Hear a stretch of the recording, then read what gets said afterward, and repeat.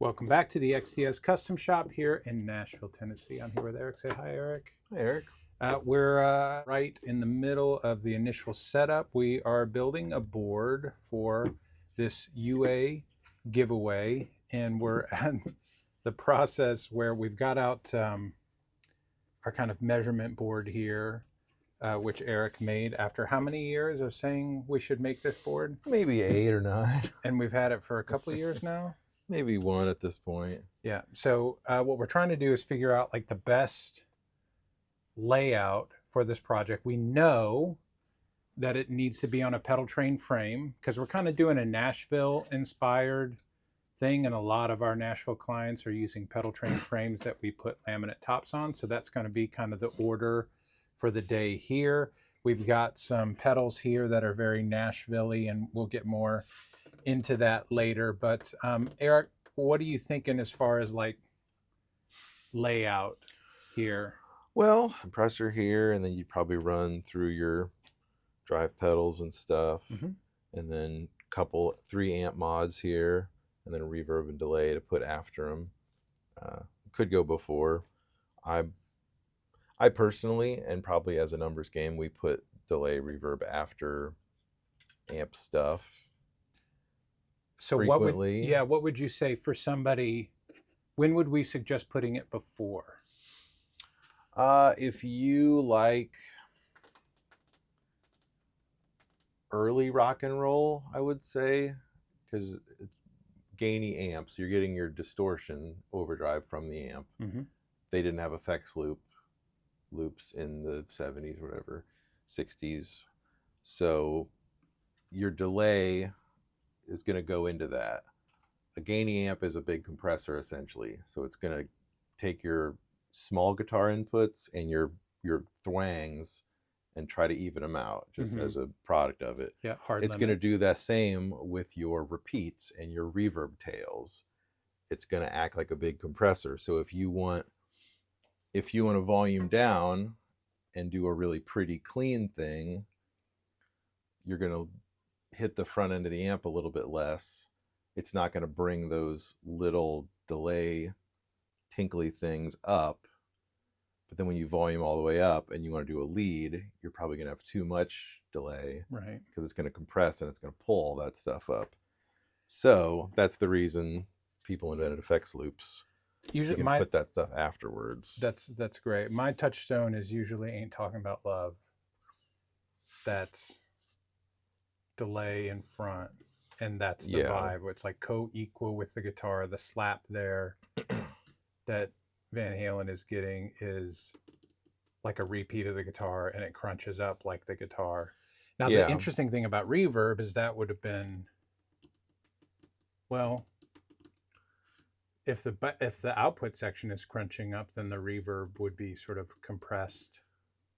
Yeah, it would be just in kind of a different way. Yeah, you would not have preamp crunch on reverb. Yeah, essentially, do you want to delay a distorted thing, or do you want to distort a guitar and its delay together? Because if you play a single string on a gainy amp, the distortion quality is not, you don't think, oh man, there's a lot of overdrive on that. But as soon as you play 2 notes and they can go against each other, you hear all the gain level where it's at. So think the same with that little delay is going to be going with the original. And it's a sound. If you like it, you like it. And there's nothing wrong with that. Yeah. I personally don't. I just touched the microphone here. Touched it a couple times. So this is kind of, I don't know, it's in, if you kind of see these as dirt boxes, then this makes sort of Nashville sort of sense, because you've got dirt box, dirt box, dirt box, not as dirty box. Or extremely dirty box. Extremely dirty box. Dirt box, dirt box, time-based effects, which would be pretty traditional. And then we'll set this up to where you could run these in front of an amp. This will be stereo. So while these may be mono, this will be stereoed here. Somebody could add stereo cables later if they wanted to, but we'll set it up with an interface that we'll show you guys later that can allow the user to run stereo. So one of the things that we wanted to highlight here is that this, you guys have been asking for MIDI on these UA pedals forever. Well, I guess not forever, since the day after they came out. And now they can do that via these MIDI ports here. And the disaster area is going to be able to control them via MIDI, via USB-C. So boom, boom, go up, go down, do a preset, make me play better. So the good thing about this setup is you can kind of take or leave the MIDI the way that we're going to do it. If you just want to use it sort of a quote unquote dumb pedal board, you can totally do that. If you don't want to set this up with sounds, or I mean, you can do anything you want with it. Yeah, really. you can take it or leave it, and you don't have to work for it. Sometimes with these big MIDI boards, you're kind of working for the MIDI. You're slave to the controller and working through it. With this board, MIDI optional, so it's strictly value add, which I think is a good move. So what pedal train frame do you think this should go on? Well, right now I think this is going to be a classic one. I've got my little lines here. The classic line is all 12.5 deep and either 18, 22, or 24 wide. So I just have little lines here so I don't have to remember anything. So I think that would fit pretty nicely. So Pedal Train Classic 1, we'll send this off for approval. We'll get that frame ordered, and then we'll put a laminate top on it, and then we'll show you what's next. And they sent one of those to go under it. Pedal Power will... And we'll put probably an interface box under there somewhere. Yep. So we'll be showing you all that stuff next. Till then.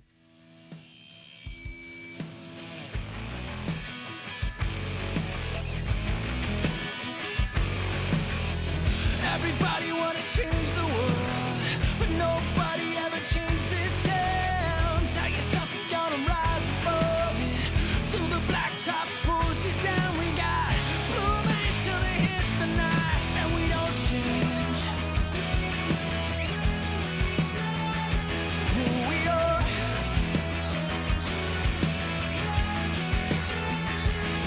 We got blue veins till they hit the knife, and they bleed red, why can't I be more?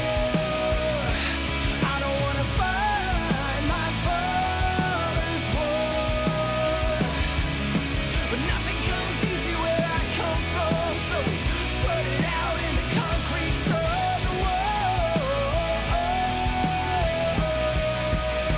Till the colors are on. I've seen the story play out before. Old men, they just fade away, and we become what our fathers were, like soldiers following the orders. Put it on the shoulders of the family name. It's who we are.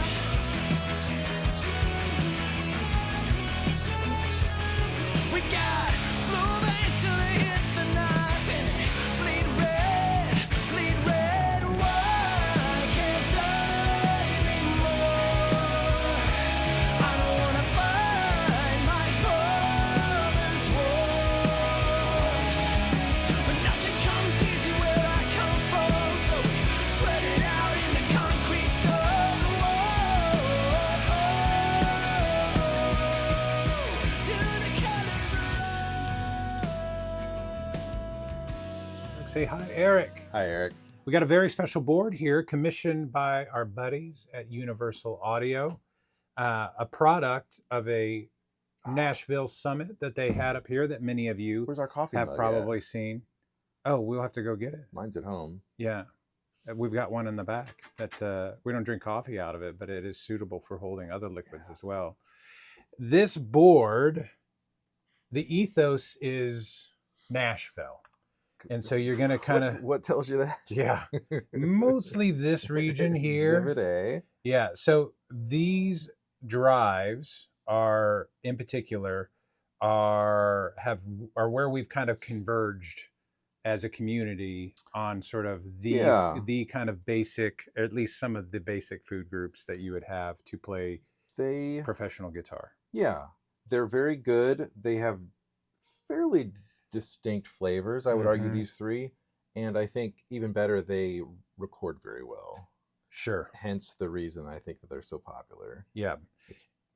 Yeah. No, 100% agree. And then we've got an EQ here, which is critical. And then we've modified that so that the EQ bands are more in the mid range. So that's kind of the very Nashville part. You've got some compression here, and obviously tuning is good as well.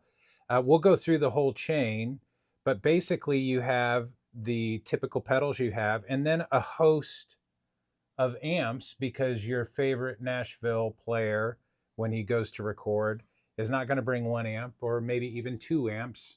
They'll have a few. He's going to have a few. They'll probably have, I've seen many with a little tweed going, a deluxe, very popular. And then a higher gain option. Yeah, you probably don't see a lot of Dumbles. No, not a ton. But some, certainly. But the food group is very pleasant, I think. Yeah, and I think my thought here is sort of just higher gain. Yeah. So you've got kind of 2 flavors of clean to break up. And then this really is not, to me, like the Dumble thing can be kind of pigeonholed as one particular thing, like Robin Ford or Larry Carlton. Yes. This pedal does maybe more than the sort of singing blues thing that you might want to pigeonhole. Yeah. One of my ODS. favorite live rock guitar sounds I ever heard was from a Dumble style amp that someone was playing. And I thought, oh man, that sounds good. And was it necessarily the stingy, singy thing? No, there was, we didn't care about bloom in that context. Totally. And it was great. And then, ambience companion, delay, reverb. For sure. Well, let's at the end. Let's walk them through the whole thing from input to output. Yeah. So that everybody knows kind of what they've got, what they're getting with this board. So it starts on this pedal train frame that you've put a laminate top on. So you made that here in the back. We put that on there, and it's a classic 2. Is it? I can't say classic 1. Classic 1. And it's got the a gig bag with it there. Yeah. We'll show you guys that and some pictures here. And then to get in the board, you've got this custom interface that you've made labeled in, what does it say? Left and right? It does say left and right. Very good. So let's start with the in. After you plug into the in there, where do you go? Well, we come in here, and then we're going to go to a compressor right away here. Very good. And that's another UA offering, the 1176, a venerable choice. It's a good sounding delay. Delay. Yeah. It's a terrible sounding delay. Terrible sounding delay. Very good sounding compressor. Very good sounding compressor. Can squish real hard if you want it to. Can come off. It's always nice to have attack and release on your compressor. You can adjust. You can get it to squish, hence sustain really well, but you don't get that folding in thing right out of the gate then with the attack out. I like the 1176 style, like over the Dynacomp, because the Dynacomp is like a destroyer of worlds. Yeah. And this is a little bit more surgical. It comes in a little bit more friendly. It says, hey, I'm here to compress some stuff, where the Dynacomp just breaks in your door and starts squeezing stuff. Just screaming at you. Hey! Stop being dynamic. Which can be good if that's what you want. That's true. All right, so we've got to compression. Compressor, then down to a tuner pedal here. Mm-hmm. And these are nice. They're little. They got a big screen, though. Highly accurate if you can get on board with the strobe thing, which some people takes them a minute. But I think once you get used to it, it's hard to go back to the other kind, I think. Duke of Tone, which is the King of Tone takeoff thing, obviously. MXR's homage. Well, partnership it's not just Analog, an homage, is it? Man, they work together on that, and you see a lot of those on Nashville boards. It's a good kind of blend into the track sort of a sound, and they're really good for pushing other things as well. And that's kind of how we've kind of set this board up as we've set up some sounds to sort of show you. Yeah. is we were kind of feeling like with this particular setup that pedal worked best, not necessarily as a standalone thing, although it is good by itself, but really was effective in pushing these and sort of changing the timbre of what these are. Yeah. And two, with having whatever real amp, quote unquote, you're going to plug into versus these, however you're going to set these up, these can be used in different ways as well. Mm-hmm. Maybe this sounds better pushing this through whatever amp we've got, but it sounds great by itself pushing this one or this one or this one, or being a drive even. For sure. ODR, modern classic here. Yep. This one's got a little bass switch inside there. Yep. If you want to lop off some low end, which can be good. But yeah, this pedal characteristically has a very strong low mid presence, sort of the antithesis of a tube screamery sort of pointy thing, very full throated. Yeah. And low mid strength. But yeah, not a lot of mid range, so it also can sit well with a lower vocal, for instance. You're not going to eat up all that mid range area with it. Again, that's sort of the recording song. All these things have, all these pedals have song reasons.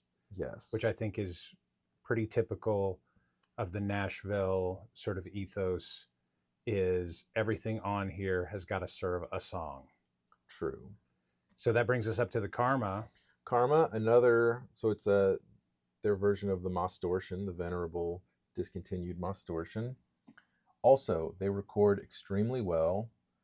3-band EQ, so you can really shape it to tailor whatever you want to do. Compare and contrast as a player these two. This one has a lot more compressed feeling, I would argue, where this one is much more immediate and more open sounding, is the way I find them. I was kind of going to call them sticky, kind of fast and more angular and sort of their attack. Yeah. This one, it feels like it kind of can smooth out what you're doing, whereas this one feels like it really shines a light on what's happening. For sure. So it can be a little more aggressive, perhaps. Yeah. Now, we've got EQ next, and it's debatable, EQ before drives, EQ after drives, typically in a 100-mile radius of where we're at right now. As a numbers game, 95, 99% post-dirt. They're almost always post-dirt that we do here in the shop. Yeah, so the idea being is you're kind of carving up the sound that you've got, and you're going to modify it to fit in a track. The way this is kind of set up is as a solo boost, but there's actually not really a level boost on it. It's like strictly an EQ thing to sort of step forward without stomping on. And so we'll show you that in a little bit.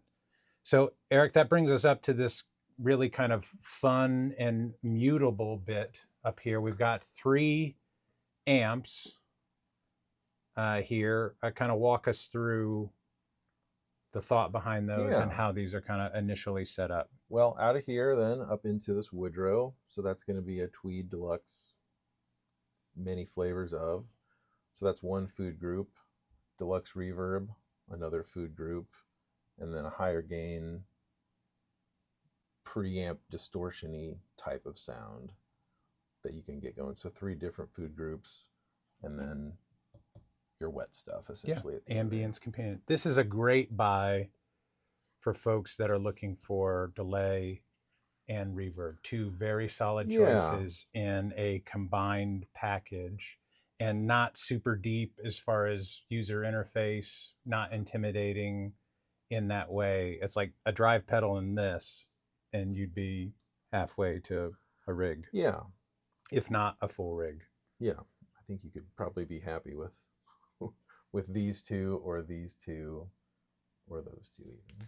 Now this new, the latest version of these UA pedals has a new trick, and that is MIDI. And so you've set these up with this disaster area DMC microcontroller. Kind of walk us through that initial setup, and then we'll demonstrate it. Yeah. So with MIDI controllers, there's often a lot of different ways you can set them up. A lot of ways to skin the cat, as they say. The way I just set it up here, real straightforward. There's 4 presets on here. So preset 1 is bypass. So it's going to turn all these off. You're going to use a real amp with this. It's just a regular pedal board. Turn your compressor on, your drives, it's going to come through your amp. These are essentially bypassed. Still use all that stuff. Preset 1 then, let's say you're going to go direct now. So you're going to run out of this into a mixing console or something. So preset 1 is going to bring the Woodrow up. And you guys probably noticed that Woodrow preset light. Yeah, so I'll bring that up. We've got a preset in there that we just made to, for this context, to sound good through a real amp here, because that's just how we're monitoring. And then preset 2, the Dream, a similar setup. So notice the Woodrow goes off, Enigmatic is still off. Preset 3 is going to bring that one in, turn those off. So kind of acting like a 3-channel amp or 3 amps with a AVC switcher rig there. Mm-hmm. And then again, there's multiple things that you can do, but you've set up, at least temporarily here, a shop expression pedal. If some, you know, whoever gets this could use their own expression pedal. And you've sort of initially roughed that in to control what? This is controlling the mix of the delay here. So you can see as I move this, you see that delay light is changing. There. Well, you want to show them some stuff? Yeah. So let's show them like just individual pedals. Yeah. And then maybe the combinations that we were thinking, and then show them the amp sounds. Yeah. Here's our clean sound. So that's no nobody. Well, a amp, little bit of yeah, reverb, but nothing else is on. And we can bring in a little delayer if we want. You just waggled the. We want to bring that. Yeah, bring this up, and we can go crazy if we want.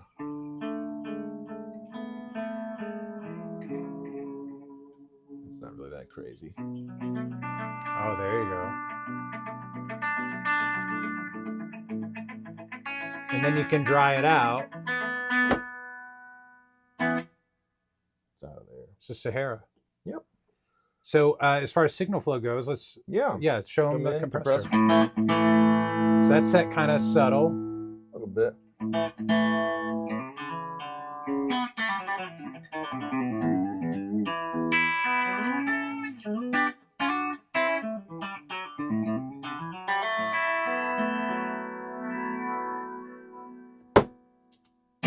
Pretty cool.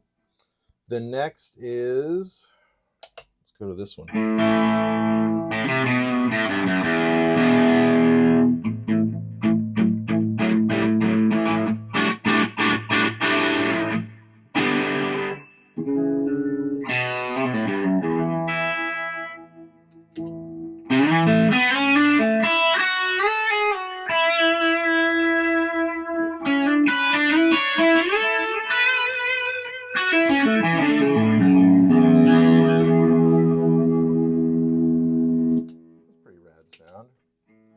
We got some Karma action. Oh, that's the Duke of Tone all by itself. Karma.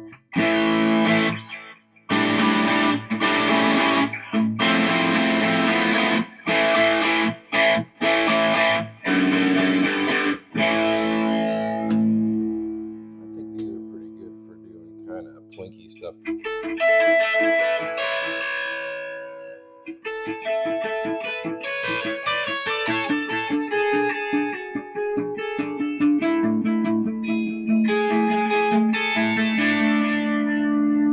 Pretty good for kind of what you would use a Vox. Yeah, for. That is a good point. Those are cool. And we could show how the EQ works.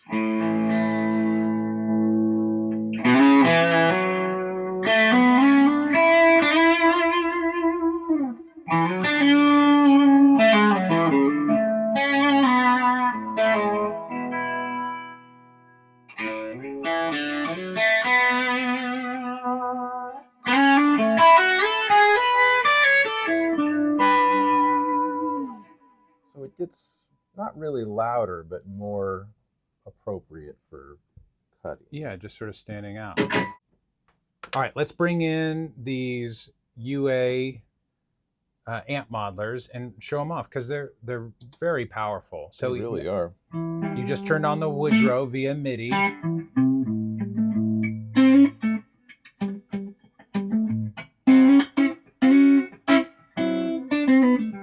And you could still stack pedals on there. Yep.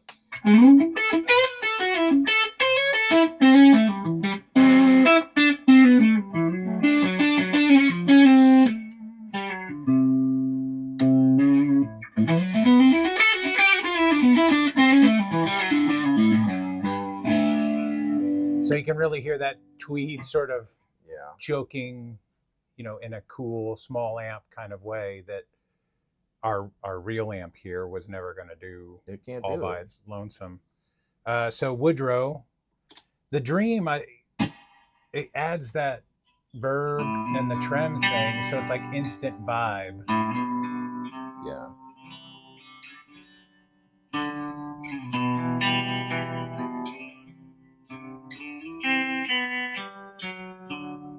And then just give them some single note stuff.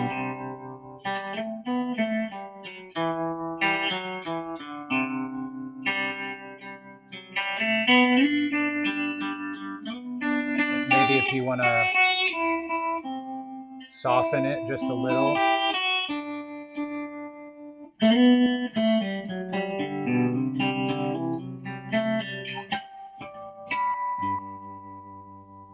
Nice. That's what's so cool about these. It's you just went to a completely different planet as far as tone goes, right? We're on the moon now. You're on the moon.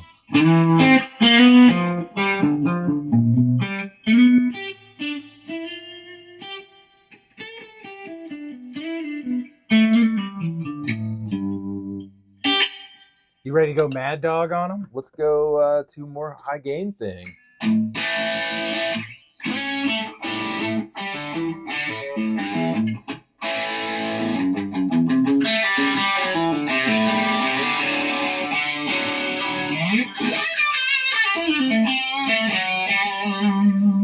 Now,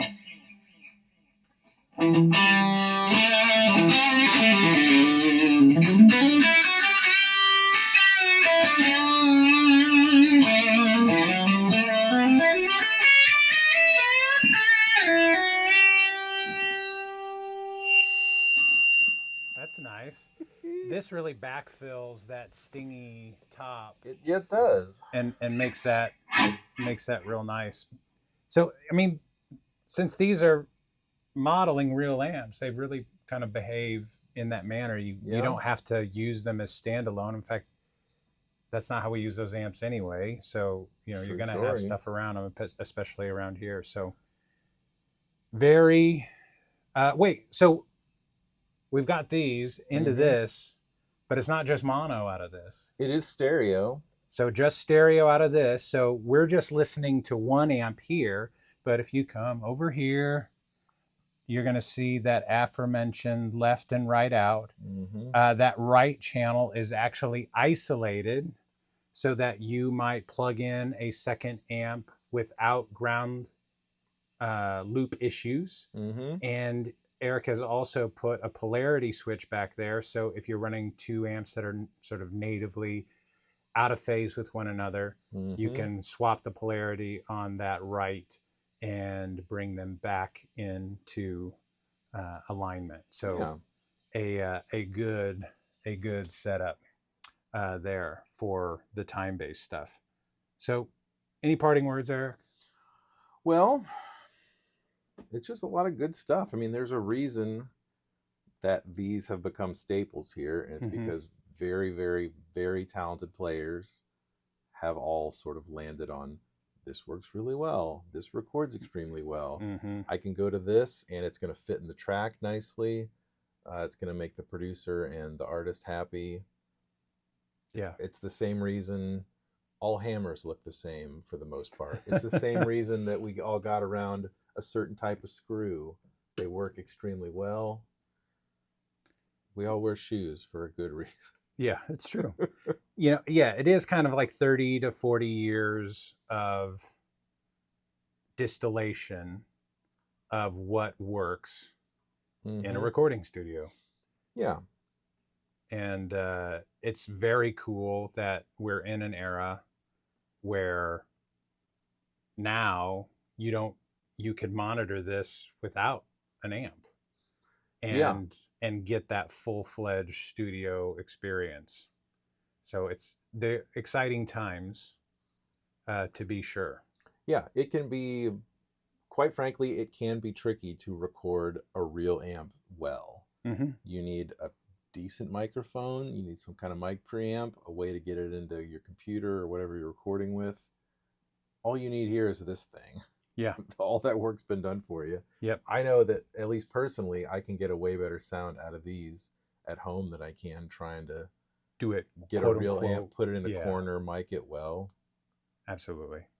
Yeah, that's a really good point. And with the addition of sort of the MIDI thing now, you know, people have been asking for that since these pedals first came out. I think lots of people are going to use that to great effect, because now it's not just one Dream pedal, it's a bunch of Dream pedals. And then this amp, which can do so many different things, you can do a bunch of presets for it. So yeah, I think this setup and setups like it definitely are going to reward sort of deep diving and figuring out how it works in every situation. So that's it for this one. Thanks, UA, for letting us do this and use these pedals. They're mighty nice. And if you guys need something like this, let us know. We'll talk to you then. Later.